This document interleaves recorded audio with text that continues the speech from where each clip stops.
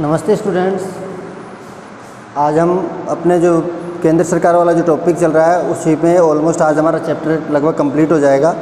एक आध पॉइंट है वो नेक्स्ट वाले वीडियो में कंप्लीट। आज हम पहले व्यवस्थापिका के बारे में पढ़ चुके हैं, जिसमें व्यवस्थापिका में लोकसभा आती है, राज्यसभा यानी संसद के दोनों सदन आते हैं। उसके बाद में अपन ने कार्यपालिका देखा, तो कार्यपालिका में हमने राष्ट्रपति पढ़ लिया था, उपराष्ट्रपति पढ़ लिया था। उसके बाद में आज हम बात करेंगे प्रधानमंत्री और उसकी मंत्रिपरिषद की। तो कार्यपालिका के अंतर्गत राष्ट्रपति, उपराष्ट्रपति, प्रधानमंत्री और मंत्रिपरिषद आती है। तो दो हम पढ़ चुके हैं, राष्ट्रपति और उपराष्ट्रपति। आज हम पढ़ेंगे प्रधानमंत्री और मंत्रिपरिषद के बारे में। तो हम सबसे पहले शुरू करते हैं, क्योंकि कक्षा 10 के लिए आने वाले एग्ज़ाम के लिए काफ़ी महत्वपूर्ण टॉपिक है, तो इसको विशेष रूप से ध्यान से पढ़ना है और इसमें आपको पूर्ण रूप से ध्यान से समझना है इसको, कि इसके अंतर्गत, क्योंकि इसके अधिकतर जो पॉइंट है वो कॉमन रहते हैं। हमने जैसे कि पढ़ा था जो राज्यसभा लोकसभा के बारे में, तो राज्यसभा लोकसभा इन संसद के कार्य और शक्तियाँ, और राज्यसभा लोकसभा को हम अगर अलग अलग देखते हैं तो उनके कुछ पॉइंट ऐसे हैं जो कॉमन रहते हैं। तो ये हमारे लिए काफ़ी महत्वपूर्ण टॉपिक है, तो इसके ऊपर आज हम बात करेंगे। कक्षा 10 के लिए तो विशेष रूप से क्योंकि उनके सबसे ज़्यादा नंबर का और सबसे महत्वपूर्ण टॉपिक है ये, तो उसी के ऊपर अब आज हम चर्चा करेंगे। तो सबसे पहले अपन बात करते हैं प्रधानमंत्री के बारे में। हम पढ़ते आ रहे हैं, कहीं पहले भी हमने पढ़ा है कि प्रधानमंत्री जो होता है उसकी नियुक्ति कैसे होती है, प्रधानमंत्री का निर्माण की, यानी प्रधानमंत्री सरकार के लिए जो मुखिया होता है वो कैसे बनाया जाता है। तो इसमें अपन जानते हैं कि अपना लोकसभा की जो निर्वाचन होता है, लोकसभा के जो मतदान होते हैं, उस मतदान में जो बहुमत दल दल होता है, यानी दो या तीन दल अपने चुनाव लड़ते हैं, उनमें से जिस दल को ज़्यादा उम्मीदवार जीत कर आते हैं वो दल वाले क्या करते हैं, अपने में से किसी एक व्यक्ति को अपना नेता चुनते हैं, यानी अपना मुखिया चुनते हैं। और उस मुखिया को राष्ट्रपति क्या करता है, प्रधानमंत्री के पद पर नियुक्ति प्रदान करता है, प्रधानमंत्री बनाता है। शपथ दिलाने का काम राष्ट्रपति द्वारा किया जाता है। तो इसी को हम विस्तार से देखते हैं।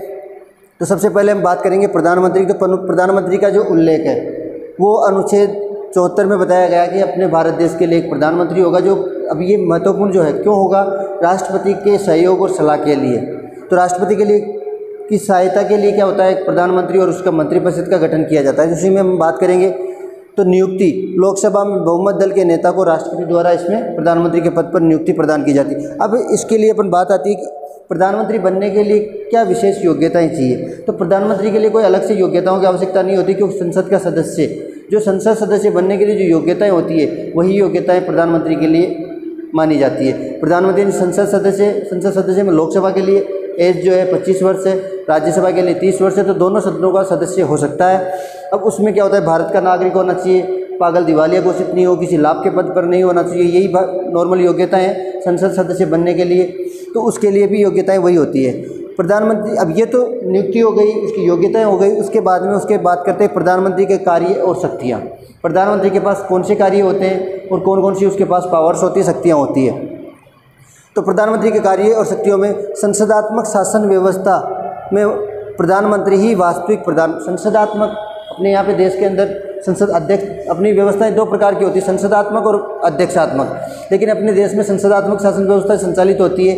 तो इसके अंतर्गत क्या होता है, वास्तविक जो प्रधान होता है वो कौन होता है, राष्ट्रपति होता है। संसदात्मक शासन व्यवस्था में प्रधानमंत्री ही वास्तविक प्रधान होता है।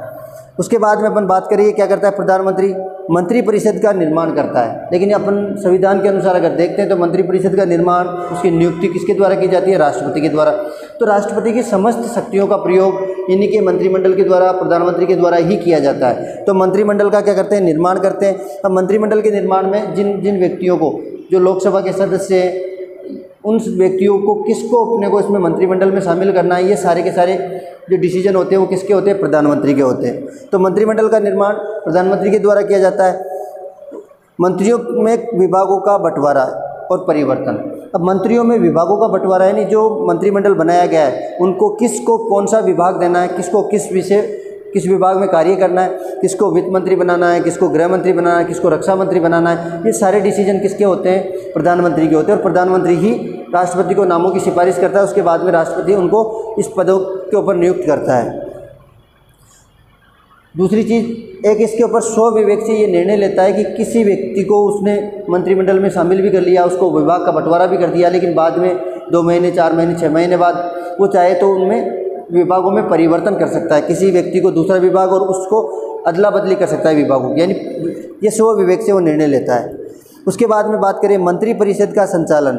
मंत्रिपरिषद का संचालन भी किसके द्वारा? प्रधानमंत्री के द्वारा किया जाता है। मंत्रिपरिषद का संचालन क्योंकि उसके द्वारा इसका निर्माण किया गया, तो उसका संचालन हमेशा मंत्रिमंडल की जो भी बैठकें होती है उनकी अध्यक्षता प्रधानमंत्री के द्वारा ही की जाती है। प्रधानमंत्री के बताए हुए विषय पर ही वो वहाँ पर विचार विमर्श भी करते हैं।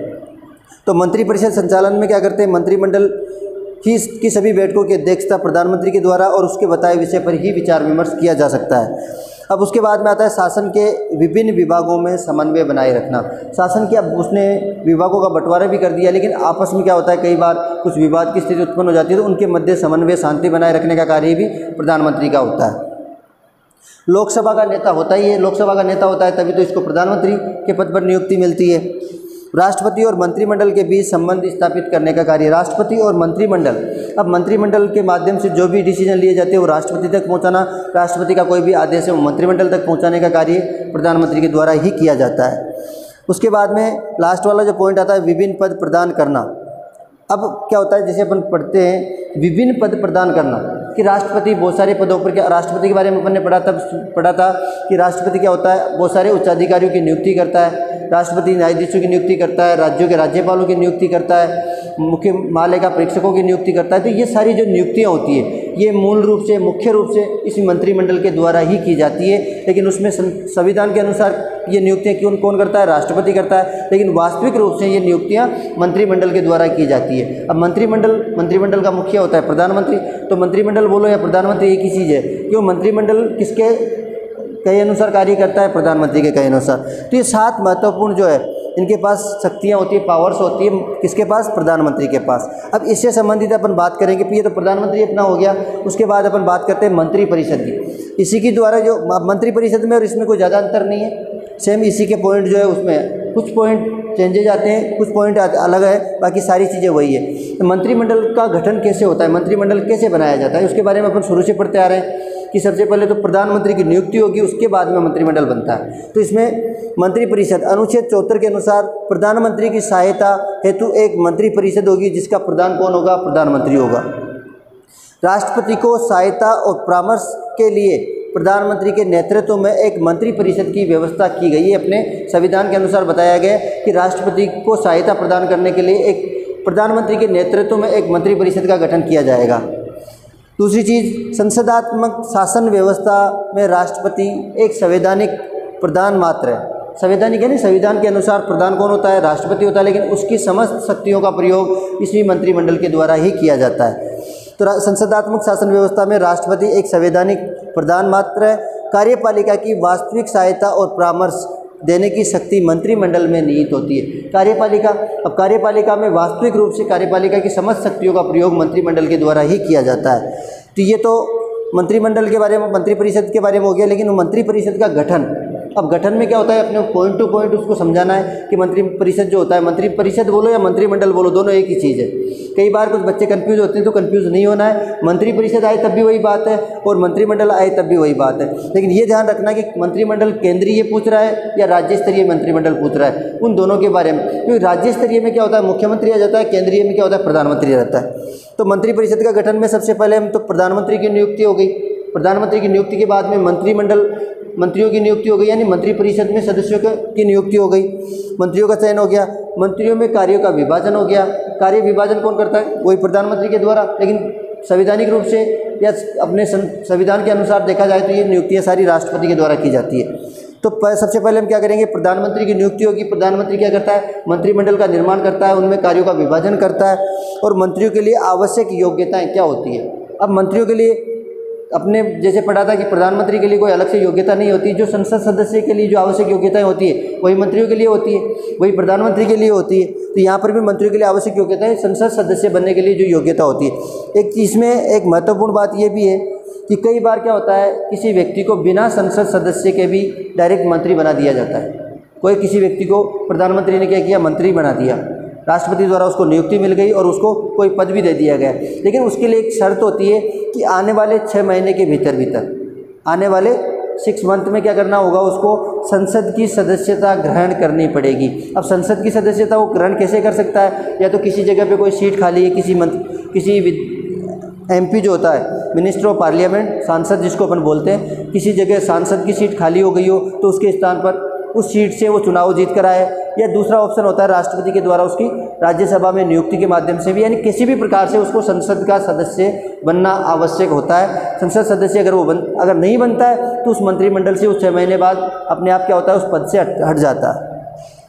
तो मंत्रियों के लिए आवश्यक, मंत्रियों को राष्ट्रपति द्वारा शपथ ग्रहण करवाया जाता है। सभी जो मंत्री बनाए जाते हैं उनको प्रधानमंत्री, मंत्री सभी को राष्ट्रपति द्वारा शपथ ग्रहण करवाया जाता है। मंत्री परिषद का कार्यकाल, अब कार्यकाल के बारे में अपन बात करते हैं कि मंत्री परिषद का कार्यकाल वही होता है जो कार्यपालिका में जो 5 वर्ष के लिए, यानी ये जो मंत्रियों का गठन होता है, सरकार का गठन होता है, वो 5 वर्ष के लिए किया जाता है। लेकिन मंत्रिमंडल तब तक ही अपने पद पर बना रहता है जब तक लोकसभा का विश्वास उसको बना हुआ है। लोकसभा तब तक उस पर विश्वास कर रही है, तब तक वो अपने पद पर है। क्योंकि ये बात अपन पहले पढ़ चुके हैं कि लोकसभा की जो पावर्स है, ये लोकसभा मंत्रिमंडल उनके विश्वास पर ही चलता है, या 5 वर्ष अधिकतम, या उससे पहले अगर लोकसभा का विश्वास अगर हट जाता है तो ये मंत्रिमंडल भी खारिज हो जाता है।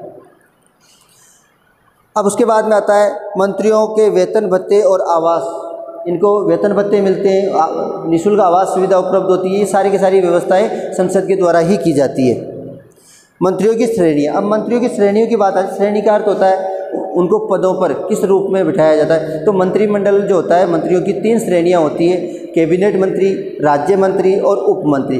कैबिनेट मंत्री जो होता है, कैबिनेट मंत्री सबसे ज़्यादा महत्वपूर्ण, सबसे बड़ा मंत्री माना जाता है। उसके बाद में इसके पास एक बड़ा विभाग होता है, जैसे शिक्षा मंत्री बना दिया तो शिक्षा में क्या होता है, इसके पास स्नातकोत्तर स्तर पर, या अपन बात करें यूनिवर्सिटी लेवल के जो अधिकार होते हैं वो भी इसके अधीन होते हैं। माध्यमिक शिक्षा, उच्च माध्यमिक, प्राइमरी, सारी चीज़ें होती है। लेकिन उसके बाद में दूसरे नंबर पर आता है राज्य मंत्री। राज्य मंत्री को कोई भी एक विभाग, जिसको स्वतंत्र प्रभार बोला जाता है, कोई भी एक विभाग दे दिया जाता है, उस विभाग के बारे में जो डिसीजन लेने का अधिकार है वो उसको होता है। और तीसरे नंबर पर आता है उप मंत्री।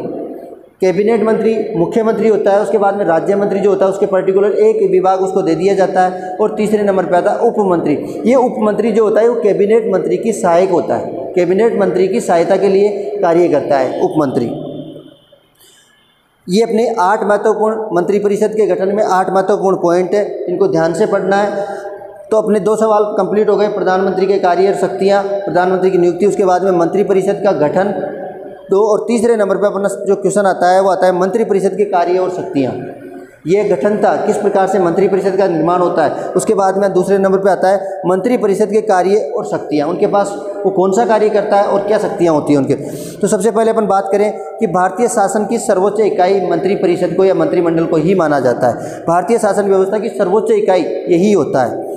शासन व्यवस्था का संचालन इसके द्वारा किया जाता है। राष्ट्रपति की शक्तियों का उपयोग मंत्रिमंडल द्वारा किया जाता है। उसके बाद में बात करें भारतीय शासन व्यवस्था का हृदय, अभी इस मंत्रिमंडल को ही भारतीय शासन व्यवस्था का हृदय, एक व्यक्ति, एक मानव के लिए जो हृदय की जो उपयोगिता होती है, हृदय कितना महत्वपूर्ण होता है, सेम उसी प्रकार देश की शासन व्यवस्था को संचालित देश की सरकार में मंत्रिमंडल का भी वही स्थान होता है, जो यानी इसी को अपन क्या कहते हैं, भारतीय शासन व्यवस्था का हृदय इसीलिए कहा जाता है कि इसके बिना कोई भी कार्य संचालन संभव नहीं है। अब इसमें अपन बात करेंगे कि मंत्रिपरिषद के पास कौन कौन सी शक्तियाँ होती है।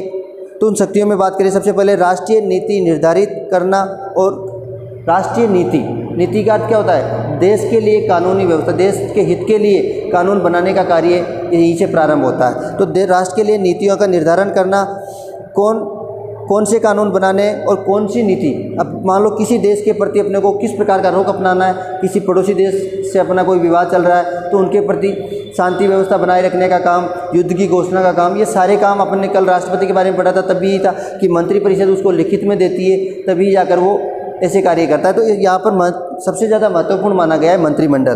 तो मंत्रिमंडल में राष्ट्र के लिए नीतियों का निर्धारण करना, शांति व्यवस्था कायम करना, अन्य देशों के साथ किस प्रकार की नीति अपनाई जाएगी, उन सभी की चीज़ों के बारे में यही निर्णय लेते हैं। दूसरे नंबर पे कानून निर्माण पर नियंत्रण। अब जो कानून बनाया जा रहा है वो किस प्रकार से कार्य करेगा देश के लिए, तो क्योंकि कानून निर्माण यहीं से प्रारंभ होता है। ये क्या करते हैं, लोकसभा में इसको भेजते हैं, लोकसभा वाले पारित करते हैं तो राज्यसभा में भेजा जाता है, और राज्यसभा से राष्ट्रपति के पास जाता है और वापस फिर इन्हीं के पास मंत्रिमंडल के पास आता है, तभी जाकर ये क्या करते हैं, उसको वास्तविक रूप से देश के अंतर्गत लागू किया जाता है। तो कानून निर्माण पर पूर्ण रूप से इनका नियंत्रण होता है। राष्ट्रीय कार्यपालिका पर सर्वोच्च नियंत्रण। अब राष्ट्रीय कार्यपालिका जो अपनी कार्यपालिका है, उस कार्यपालिका पर इस मंत्रिमंडल का ही अधिकार होता है, इसी के नियंत्रण में वो सारे कार्य करते हैं। राष्ट्रपति की समस्त शक्तियाँ जो होती हैं या समस्त विभाग जो होते हैं, उन विभागों की राष्ट्रपति के पास जितनी भी शक्तियाँ, उन सभी शक्तियों का प्रयोग इन्हीं के द्वारा किया जाता है। कार्यपालिका शक्तियाँ, राष्ट्रपति की कार्यपालिका शक्तियों का प्रयोग कौन करता है? मंत्रिमंडल करता है, और इसके द्वारा ही सारी व्यवस्थाएं देखी जाती है। राष्ट्रीय कार्यपालिका पर सर्वोच्च नियंत्रण। उसके बाद में अगला पॉइंट अपन देखते हैं वित्तीय कार्य। अब देश की आर्थिक नीतियाँ निर्धारित करने का काम भी किसका होता है? इसी का होता है, मंत्रिमंडल का। देश की आर्थिक नीतियाँ, इसी कारण से तो प्रतिवर्ष जो वित्त मंत्री होता है, इस मंत्रिमंडल का सदस्य वित्त मंत्री जो होता है, वो प्रतिवर्ष देश के लिए बजट प्रस्तुत करता है संसद के सामने। संसद यानी लोकसभा और राज्यसभा के मध्य जब बजट प्रस्तुत करता है, तो यहीं से वो वित्त मंत्री की जिम्मेदारी होती है कोई देश में आए हुए का लेखा जोखा जो बजट है या खर्च हो गया, उन खर्च का पूरा ब्यौरा संसद को प्रस्तुत करे। वित्तीय कार्य, देश की आर्थिक नीति निर्धारित करना, संसद में वित्त मंत्री द्वारा बजट प्रस्तुत करना, ये कार्य भी इनका होता है। समस्त धन विधेयक, अब धन विधेयक का प्रारंभ यहाँ से वित्त मंत्री के माध्यम से होता है, तो वो कहाँ प्रस्तुत किया जाता है? लोकसभा में। हम पढ़ चुके हैं कि धन विधेयक केवल लोकसभा में ही पारित होता है, राज्यसभा में केवल उसकी स्वीकृति होती है, और स्वीकृति उनके लिए कंपलसरी होती है। वैदेशिक संबंधों का संचालन। अब वैदेशिक संबंधों का अर्थ बात कर रहे हैं कि विदेशों के साथ किस प्रकार की नीतियाँ अपनानी है, किस प्रकार के संबंध स्थापित करना है, तो शांति व्यवस्था बनाए रखने का, विदेशों के साथ किस प्रकार के रुख को अपनाना है, वो सारी चीज़ों का संचालन इनके द्वारा ही किया जाता है, मंत्रिमंडल। और लास्ट पॉइंट जो है नियुक्ति संबंधी कार्य। अब वही नियुक्ति, प्रधानमंत्री में भी वही नियुक्ति वाला कार्य था, यहाँ पर भी वही नियुक्ति वाला कार्य है, यानी नियुक्ति संबंधी, यानी राष्ट्रपति के द्वारा जितनी भी नियुक्तियाँ की जाती है वो इसी मंत्रिमंडल द्वारा प्रस्तावित होती है, इसी के द्वारा फाइनल की जाती है। और यही क्या करता है, ये जिनके नामों को सजेस्ट करता है, वही उसी व्यक्ति को उसी क्या करता है, राष्ट्रपति उस पद पर नियुक्त करता है। अब इसमें ये सारी चीज़ें तो अपन ने पढ़ ली कि मंत्रिपरिषद जो होती है उसके कार्य और शक्तियाँ, लेकिन इसमें एक महत्वपूर्ण पॉइंट है कि भारत की कार्यपालिका पर नियंत्रण जो होता है। अब ये इन्होंने अपनी मर्जी से सारे काम कर रहे हैं, लेकिन भारत की कार्यपालिका पर जो नियंत्रण, रियल नियंत्रण होता है, वो किसका होता है? विपक्ष का। विपक्ष की काफ़ी महत्वपूर्ण भूमिका होती है। विपक्ष ये ध्यान रखने का कार्य करता है कि जो सत्ता पक्ष है, उस सत्ता पक्ष द्वारा संविधान का उल्लंघन तो नहीं किया जा रहा, कहीं सत्ता का दुरुपयोग तो नहीं किया जा रहा, उन सभी चीज़ों के ऊपर नियंत्रण कौन रखता है? विपक्ष के द्वारा। तो भारतीय कार्यपालिका पर नियंत्रण रखने का कार्य विपक्ष करता है, और विपक्ष समय समय पर उनकी आलोचनाएं भी करता है, उनके द्वारा बनाए हुए कानूनों में सजेशन भी देता है। ये सारे कार्य विपक्ष के द्वारा किए जाते हैं। तो ये अपना प्रधानमंत्री हो गया। इस यहाँ पर 3 क्वेश्चन अपने क्लियर होते हैं। प्रधानमंत्री की नियुक्ति, प्रधानमंत्री की कार्य शक्तियाँ। दूसरा क्वेश्चन आता है मंत्रिपरिषद का गठन कैसे होता है। तीसरे नंबर पे आता है मंत्रिपरिषद के कार्य और शक्तियाँ। 3 महत्वपूर्ण जो सवाल है, इनको एक बार विस्तारित रूप में आप लोगों को कॉपी के अंतर्गत एक बार पढ़ना है, और उसके बाद बिना देखे इसको आंसर देकर देखना है। अब उसके बाद में अपना लास्ट जो पॉइंट है वो आता है न्यायपालिका, और न्यायपालिका में सर्वोच्च न्यायालय आता है केंद्र सरकार के अंतर्गत। तो न्यायपालिका अपन बात करें कि सरकार का तीसरा महत्वपूर्ण और स्वतंत्र जो अंग है वो कौन सा है? न्यायपालिका। अब सर्वोच्च न्यायालय का गठन कैसे होता है? न्यायपालिका में जो सर्वोच्च न्यायालय होता है उसका गठन कैसे होता है? तो उसके गठन के लिए कुछ महत्वपूर्ण बिंदु अपन ने यहाँ लिखे हैं, उनके माध्यम से ये जानेंगे कि किस प्रकार से न्यायपालिका में सर्वोच्च न्यायालय का गठन होता है। तो सबसे पहले ये व्यवस्था की गई कि न्यायाधीशों की संख्या का निर्धारण किया जाता है। सबसे पहले अपन बात करेंगे न्यायाधीशों की संख्या। ये निर्धारित होती है कि न्यायपालिका के अंतर्गत, सर्वोच्च न्यायालय के अंतर्गत कितने न्यायाधीश होंगे। तो अपने 2008 से पहले एक मुख्य न्यायाधीश और 7 अन्य न्यायाधीशों की व्यवस्था की गई थी, लेकिन 1 अप्रैल 2008 के बाद में एक मुख्य न्यायाधीश होगा, साथ ही साथ उसकी सहायता के सहयोग के लिए 30 अन्य न्यायाधीशों की नियुक्ति, यानी अपने वर्तमान में 31 न्यायाधीश है सर्वोच्च न्यायालय के अंतर्गत। जबकि पहले कितने हुआ करते थे? मुख्य न्यायाधीश सहित 8 हुआ करते थे, लेकिन 2008 के बाद में ये व्यवस्था परिवर्तित करके यहाँ पर न्यायाधीशों की संख्या कितनी कर दी गई? 31। उसके बाद में आता है न्यायाधीशों की नियुक्ति। अब न्यायाधीशों के बारे में अपन ने पढ़ा था, राष्ट्रपति के बारे में पढ़ा, मंत्रिमंडल में पढ़ा कि राष्ट्रपति के द्वारा ही न्यायाधीशों की नियुक्ति की जाती है। मुख्य न्यायाधीश और अन्य न्यायाधीशों की नियुक्ति राष्ट्रपति के द्वारा की जाती है। राष्ट्रपति अपनी इच्छा से, स्वविवेक से चाहे तो सर्वोच्च न्यायालय या उच्च न्यायालय के किसी न्यायाधीश से सलाह या परामर्श ले सकता है। अगर उसको आवश्यक लगे कि मेरे को परामर्श लेना चाहिए तो ले सकता है, लेकिन अगर नहीं लेना चाहे तो वो इसकी नियुक्ति डायरेक्ट भी कर सकता है। अब उसकी नियुक्ति के पीछे किसका हाथ होता है? अपन सीधे सीधे जानते हैं, मंत्रिमंडल का। उसके बाद में अपन बात करें, आजकल भारत के अंतर्गत एक व्यवस्था प्रदान की गई है न्यायाधीशों की नियुक्ति के संबंध में, कॉलेजियम व्यवस्था। कॉलेजियम व्यवस्था के अंतर्गत क्या होता है? सर्वोच्च न्यायालय का मुख्य न्यायाधीश और 4 अन्य वरिष्ठ न्यायाधीश। वरिष्ठ न्यायाधीश का जो अपने न्यायालय को या तो रिटायर हो चुके हैं या फिर न्यायालय छोड़कर जा चुके, तो ऐसे वरिष्ठ न्यायाधीश जो ज़्यादा जानकार होते हैं, विधि के जानकार हैं, कानून के जानकार होते हैं, उन वरिष्ठ न्यायाधीशों का 4 और एक मुख्य न्यायाधीश, 5 व्यक्तियों का एक संगठन बनाया जाता है, समूह बनाया जाता है, और वो समूह क्या करता है, जिन न्यायाधीशों की नियुक्ति करनी है उनके नाम सजेस्ट करता है किसको, राष्ट्रपति को, और राष्ट्रपति क्या करता है, उन्हीं नामों में से किसी एक व्यक्ति को वहाँ पर उस पद पर नियुक्त करता है। ये कॉलेजियम व्यवस्था कहलाती है। कॉलेजियम व्यवस्था दोबारा से सुन लेना। कॉलेजियम व्यवस्था क्या होती है? कॉलेजियम व्यवस्था के तहत एक मुख्य न्यायाधीश, सर्वोच्च न्यायालय का मुख्य न्यायाधीश और 4 अन्य वरिष्ठ न्यायाधीशों को मिलाकर के एक संगठन बनाया गया, एक समूह बनाया गया, और वो समूह क्या करता है, देश के मुख्य न्यायाधीशों के लिए नामों का सजेशन देता है, और जो नामों का सजेशन वो देता है, जिन जो नामों का सुझाव वो दिया जाता है, उन्हीं में से किसी व्यक्ति को राष्ट्रपति के द्वारा न्यायाधीशों के पदों पर या मुख्य न्यायाधीश के पद पर बिठाया जाता है। अब उसके बाद में बात करते हैं न्यायाधीशों की योग्यताएं। तो न्यायाधीशों की योग्यताओं में भी कॉमन बात है कि भारत का नागरिक होना चाहिए, सबसे महत्वपूर्ण बात ये आती है। दूसरी महत्वपूर्ण बात आती है कि वो 2 या 2 से अधिक न्यायालयों में 5 वर्ष तक न्यायाधीश या 10 वर्ष तक अधिवक्ता के पद पर, 5 वर्ष न्यायाधीश या 2 वर्ष तक, या 5 वर्ष न्यायाधीश और 10 वर्ष तक अधिवक्ता बोला जाता है वकील, यानी वो 10 वर्ष तक लगातार वकालत कर चुका हो, उसी व्यक्ति को इस पद पर बैठने के लिए आवश्यक योग्यता के रूप में देखा जाता है।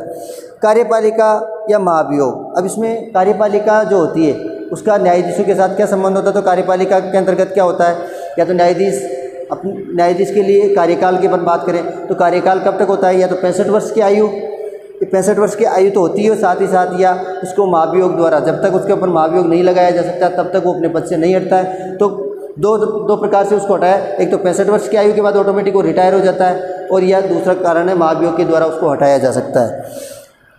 अगला उसका पॉइंट जो आता है वो आता है वेतन भत्ते और अन्य सुविधाएं उनको प्रदान की जाती है। न्यायाधीश के लिए वेतन भत्ते और अन्य बहुत सारी और जो सुविधाएं होती है, वो सुविधाएं जैसे मंत्रिमंडल में मंत्रियों को जो सुविधाएं मिलती है, आवास मिलते हैं, सारी चीज़ें यहाँ पर भी इनको भी प्राप्त की जाती है। तो यहाँ पर अगर बात की जाए, वर्तमान समय में 1 लाख रुपये मुख्य न्यायाधीश और 90,000 रुपये वेतन जो है अन्य न्यायाधीशों का माना गया था। अभी कुछ परिवर्तन इसमें किया गया है, वो परिवर्तन अलग है कि उसमें कुछ सैलरी और इनकी बढ़ा दी गई है। उन्मुक्तियाँ, एक वर्ड आता है उन्मुक्तियाँ। अब उन्मुक्तियाँ क्या होती है? उन्मुक्तियाँ ये होती है कि सर्वोच्च न्यायालय के मुख्य न्यायाधीशों के द्वारा दिए हुए जो निर्णय होते हैं, उन निर्णयों की कोई भी व्यक्ति आलोचना नहीं कर सकता। इसको अपन ने कहते हैं उन्मुक्तियों के नाम से जानते हैं, यानी आलोचना से मुक्ति प्रदान की गई है। सर्वोच्च न्यायालय का मुख्य न्यायाधीश होता है, उसके द्वारा दिए हुए निर्णय की कोई भी आलोचना नहीं कर सकता। अब इसमें के अंतर्गत एक और है कि अनुच्छेद 130 में ये भी वर्णित किया गया है, अनुच्छेद 130 में ये बताया गया है कि सर्वोच्च न्यायालय का मुख्य जो प्रधान कार्यालय होगा वो कहाँ होगा? दिल्ली के अंतर्गत। अब उसके बाद में आता है न्यायाधीशों पर एक प्रतिबंध भी है। न्यायाधीशों के लिए कुछ महत्वपूर्ण प्रतिबंध भी लगाए गए, क्योंकि देश के महत्वपूर्ण पद पर जब न्यायाधीश रहता है तो इस पद से वो रिटायर होने के बाद में उसके ऊपर ये प्रतिबंध होता है वो कि वो सर्वोच्च न्यायालय से निम्नस्थ अदालतों में, निम्नस्थ न्यायालयों के अंतर्गत किसी भी रूप में अधिवक्ता के तौर पर वो कार्य नहीं कर सकता। ये उसके ऊपर प्रतिबंध होता है। ये काफ़ी महत्वपूर्ण, तो अपने 4 महत्वपूर्ण जो सवाल है वो कंप्लीट होते हैं। इससे नेक्स्ट वीडियो में हम केवल इसके अंतर्गत सर्वोच्च न्यायालय का एक प्रश्न जो है और रह गया, सर्वोच्च न्यायालय के क्षेत्राधिकार। तो सर्वोच्च न्यायालय के क्षेत्राधिकार के बारे में हम नेक्स्ट वीडियो में पढ़ेंगे, लेकिन इन 4 प्रश्नों को आप बड़े तरीके से पढ़ना है, ध्यान से पढ़ना है, समझना है, और समझ के कॉपी के अंदर रिटर्न करके देखना है। एग्जाम देने जाने से पहले अपने को कॉपी के अंतर्गत, क्योंकि अपना कॉन्फिडेंस होना चाहिए कि ये प्रश्न मेरे को पूर्ण रूप से आता है, ये नहीं पढ़ के अपन बैठ जाएं। लेकिन अपने को वो नहीं करना, अपने को इसको रिटर्न में लिख के देखना है। एक रफ कॉपी रखना है, रफ कॉपी के अंतर्गत बिना देखे इसको पहले पढ़ना है ढंग से, और पढ़ने के बाद में इसको रिटर्न करके देखना है। नमस्कार।